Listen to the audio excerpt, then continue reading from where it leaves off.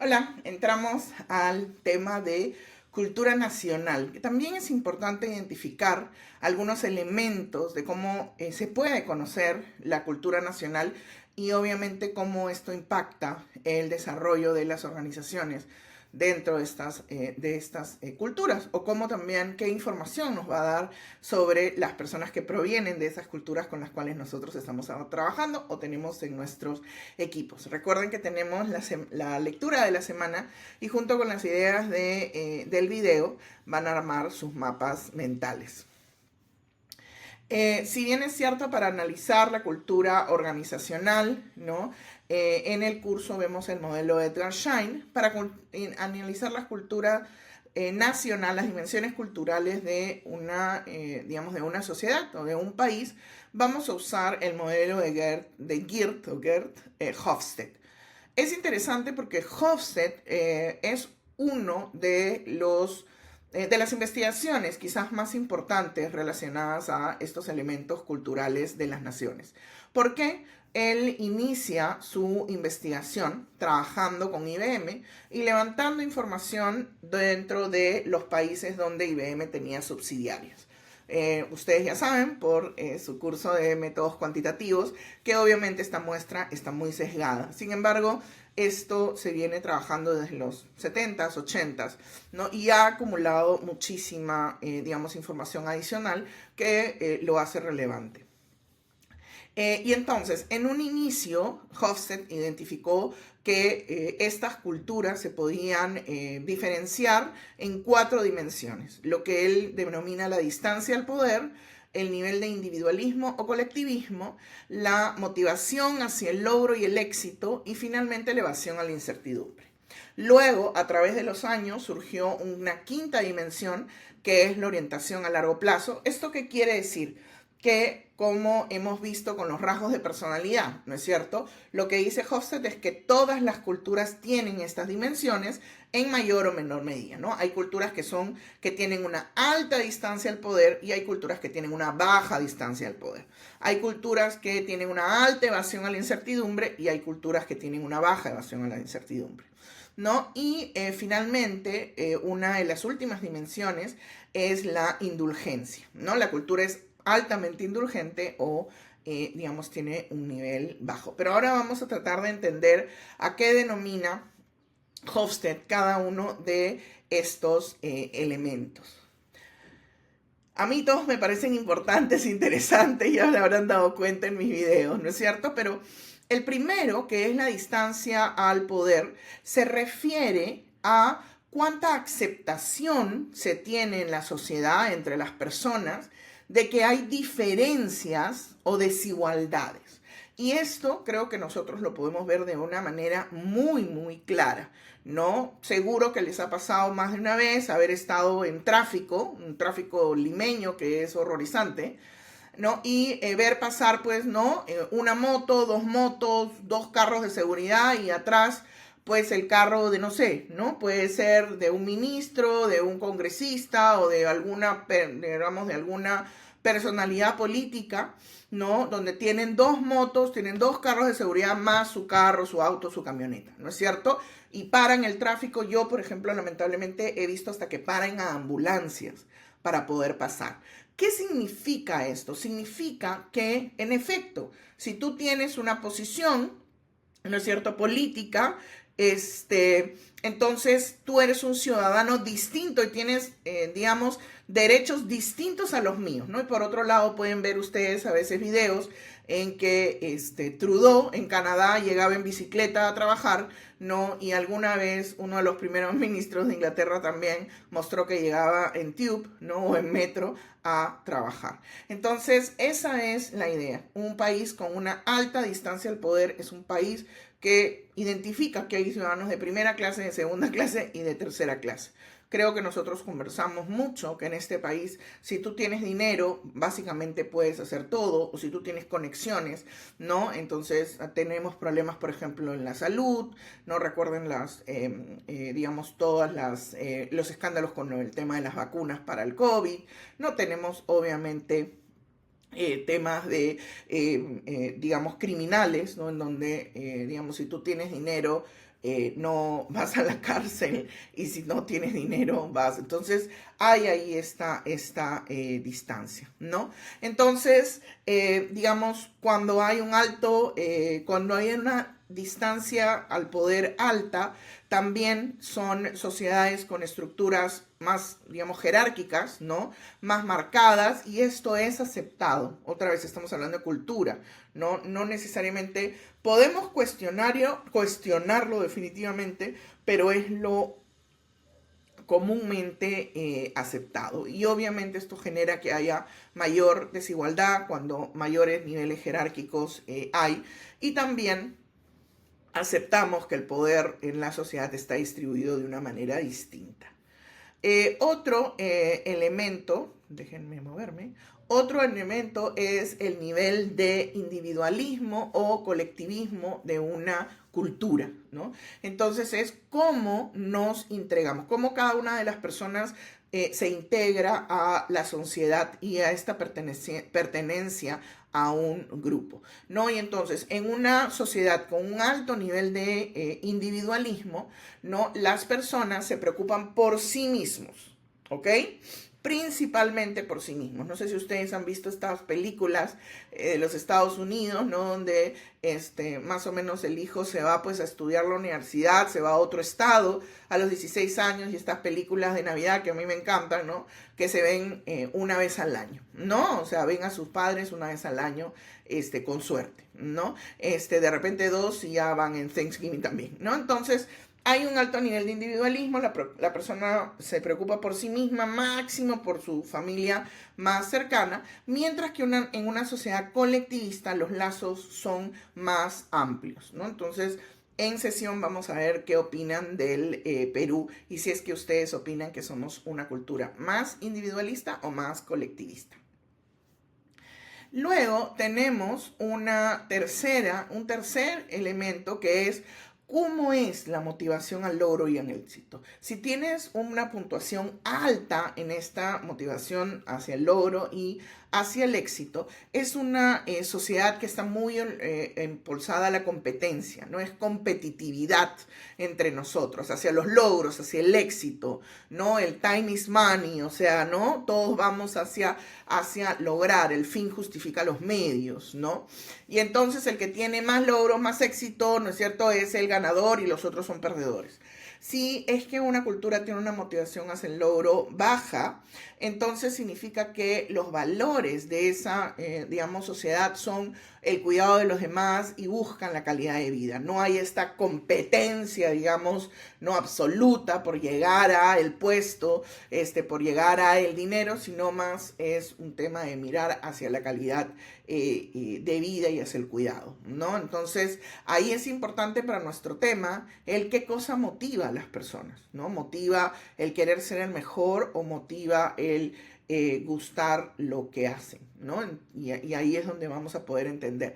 Nos estamos dando cuenta con estas características distintas cómo vamos a liderar a estas personas que vienen de culturas distintas, sobre todo aquellas que tienen culturas distintas a las nuestras, ¿no?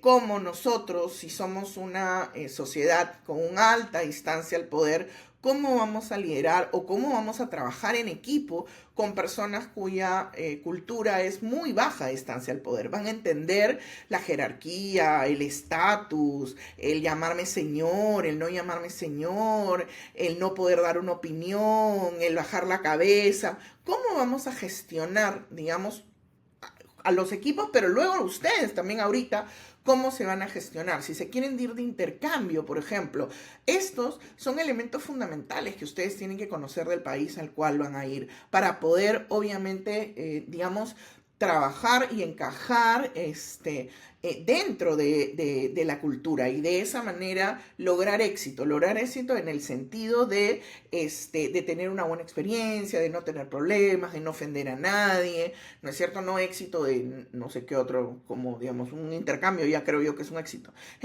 ¿no? Entonces, Si ustedes quieren trabajar fuera, si ustedes quieren trabajar con empresas transnacionales aquí mismo en Perú, si ustedes quieren estudiar la maestría fuera, entonces, ¿cómo vamos a, digamos, gestionar? Y ahí viene un elemento fundamental que me parece que hemos hablado, que vimos cuando vimos las competencias del gestor internacional: flexibilidad, flexibilidad, flexibilidad. ¿Con qué? Con otro elemento de la inteligencia emocional de los líderes, que es la empatía, ¿no es cierto? Entonces, esa es la manera en que yo puedo entender que yo, probablemente mi cultura es diferente y que tengo que adaptarme. Y ahora, el cuarto punto originario, si quieres original, si quieren ustedes, del modelo de Hofstede, es la evasión a la incertidumbre. ¿Okay? La evasión a la incertidumbre significa la manera en que esta sociedad acepta la incertidumbre y la ambigüedad. Según el autor, un país con un alto nivel de evasión a la incertidumbre va a tratar de evitar todos los riesgos, todos los escenarios, todas las situaciones estructuradas. ¿Y qué va a hacer para eso? Va a sobreregular. Todo lo va a regular. Nosotros tenemos ejemplos maravillosos. No sé si se acuerdan, en pandemia, nosotros primero fuimos, no sé si saben, y seguro que lo veían porque hoy día las redes sociales nos permiten ver al mundo todos los días, que éramos de los países que se quedó más tiempo encerrado, ¿cierto? Entonces, ahí nomás nos damos cuenta. Frente a la incertidumbre, regulaciones, regulaciones, regulaciones, regulaciones, control, control, control, control. No necesariamente que funcione, porque ese es otro elemento de la cultura, ¿no es cierto? Pero que pongo reglas, ¿no? No sé si se acuerdan de esta brillante idea que creo que era lunes, miércoles y viernes salían las mujeres y martes y jueves salían los hombres. O, por ejemplo, habían incrementado los robos en motocicleta, entonces que ya en la motocicleta no podían ir 2 personas, sino solo una, ¿no? Entonces, sobreregulamos para tratar de evitar esta incertidumbre. Por otro lado, los países que tienen una baja evasión a la incertidumbre, ¿no es cierto?, son más reflexivos, tolerantes, relativistas, dan, digamos, grandes lineamientos, y la expectativa es que las personas, lo sigan, ¿no? Entonces, esa es esta diferencia entre la evasión a la incertidumbre alta y la evasión a la incertidumbre baja.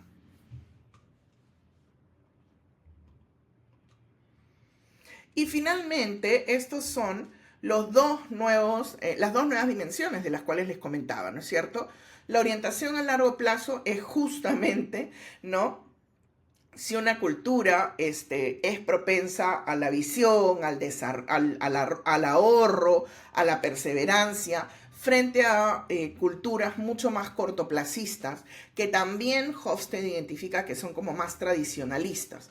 Se preocupan más por la obligación social, ¿no es cierto?, por tener más diplomacia y más tacto, que realmente por preservar el largo plazo. Y finalmente, la indulgencia es la gratificación, digamos, cómo esta sociedad se permite esta gratificación,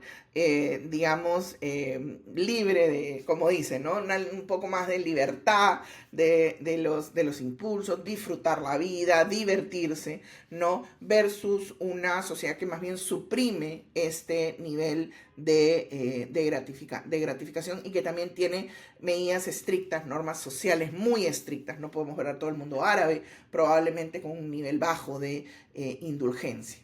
Y en la sesión veremos cómo puntúa Perú, ¿no? ¿Qué opinan? ¿Están de acuerdo? ¿No están de acuerdo? ¿Hay algún elemento que de repente tenga que tomarse en consideración? Podemos hablar de una cultura Perú, podemos hablar de subculturas, digamos, de repente por regiones, pero la idea es, recuerden siempre, lo que busco es que ustedes tengan la mayor cantidad de información para que tomen la mejor calidad de decisiones. Y para terminar, vamos a ver este video sobre la globalización y la diversidad. que es fundamental hoy día y, digamos, espero que nos dé el tiempo en la sesión para comentarlo. Hoy día los grandes problemas de migración, por ejemplo, que tenemos es justamente de estos choques de cultura, ¿no?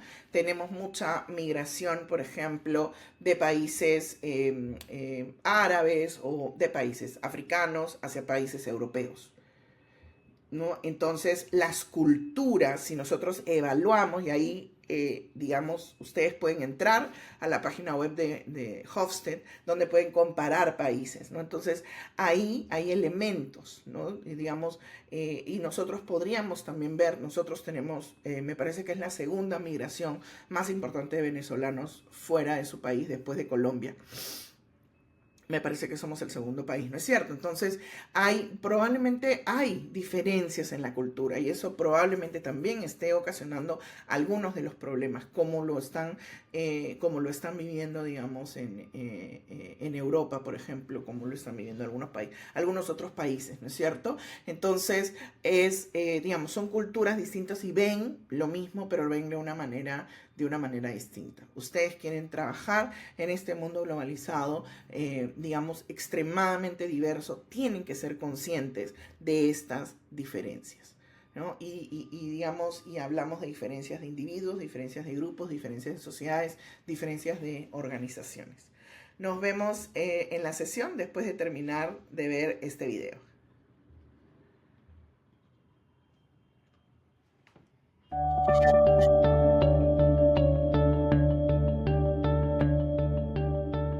So a lot of big organizations, multinational organizations, have really come to a different way of looking at diversity and inclusion in very, very interesting ways. I have thought for a long time that the conversation about women entering the workplace in the 1980s really shifted some of the discussion around balance and benefits and who was going to take care of the children, those kinds of conversations.